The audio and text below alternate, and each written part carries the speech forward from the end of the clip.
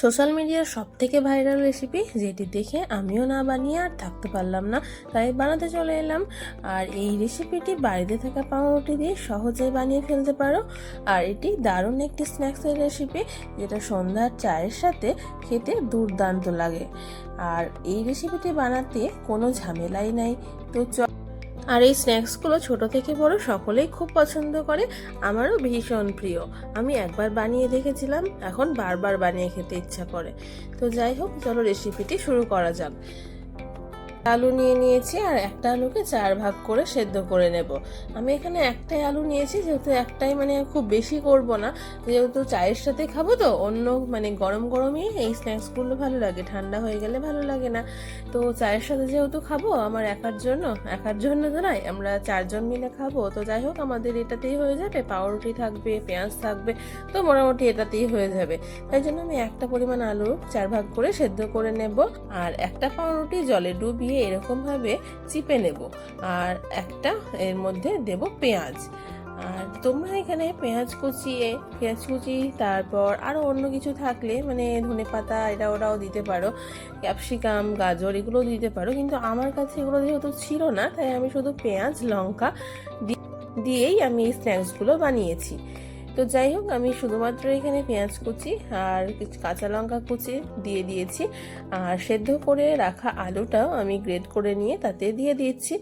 আর তাতে দিচ্ছি কালারের জন্য একটু সামান্য হলুদ, আর স্বাদের জন্য সামান্য পরিমাণে লবণ। তো এবার সব উপকরণ খুব ভালোভাবে মেখে নেব।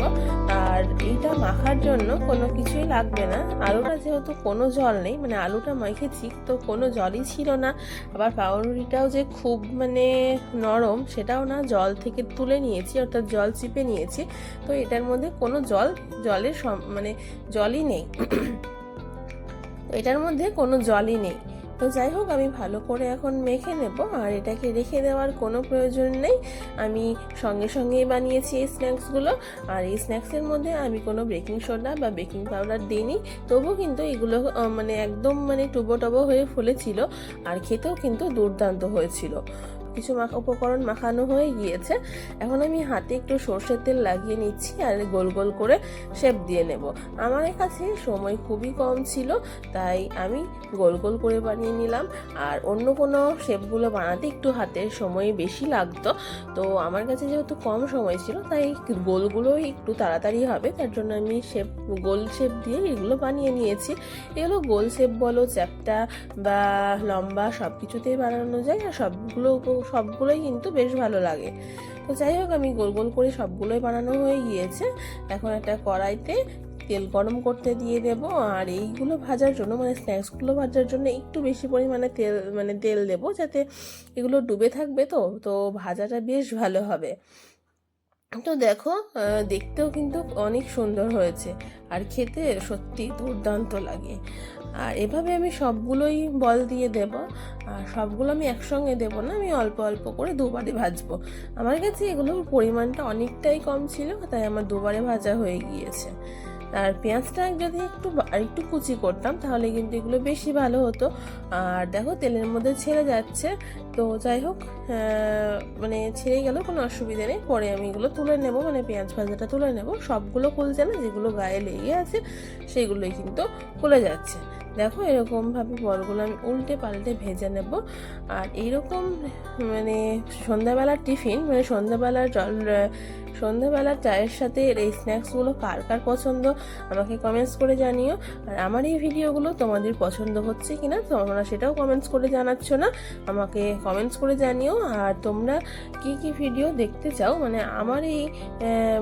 আমার এই চ্যানেলে তোমরা কি কি ভিডিও দেখতে চাও, তোমরা যদি কমেন্টস করে জানাও, তাহলে আমি খুবই খুশি হব। তো যাই হোক, দেখো, বলগুলো ভাজা কিন্তু হয়ে গিয়েছে। এখন আমি এই বলগুলো তুলে নিচ্ছি। আর দেখো, দেখতেও কতটা সুন্দর হয়েছে, একদম পড়েও নি, আবার অল্প ভাজা হয়েছে সেটাও না, আবার কুড়মুড় করছে। কিন্তু থালাতে যখন রাখছি, তখন কিন্তু এটা খট করে আওয়াজ হচ্ছে। তো কিন্তু এটা বুঝতেই পারছো যে এটা কিন্তু বেশ মুচমুচে হবে। তো দেখো, পেঁয়াজগুলো, যেটার কথা বলছিলাম, যে পেঁয়াজগুলো কিন্তু তেলে খুলে গিয়েছে। তো যাই হোক, তেল থেকে আমি তুলে নিচ্ছি। আর দেখো বলগুলো আমি সবগুলো পাশাপাশি রেখে সাজিয়ে নিচ্ছি। আর একটা বাটি বসিয়ে তাতে অল্প একটু টমেটো সস দিয়ে এগুলো খেয়ে নেব, আর সবাইকে দিয়ে এগুলো খাবো। তো যাই হোক, আমি একটু সস নিয়ে নিয়েছি। আর দেখো দেখতে কতটা সুন্দর হয়েছে। এরকম স্ন্যাক্সগুলো না প্রতিদিনই যদি চায়ের সাথে হয় তো খুবই মজা লাগে। তো যাই হোক, এখন দেখো আমি ভাইকে দিয়ে দিয়েছি, ও খেয়ে বলবে কেমন লাগছে। আর আমার মেয়ে তাকিয়ে দেখছে যেগুলো কি গোল গোল।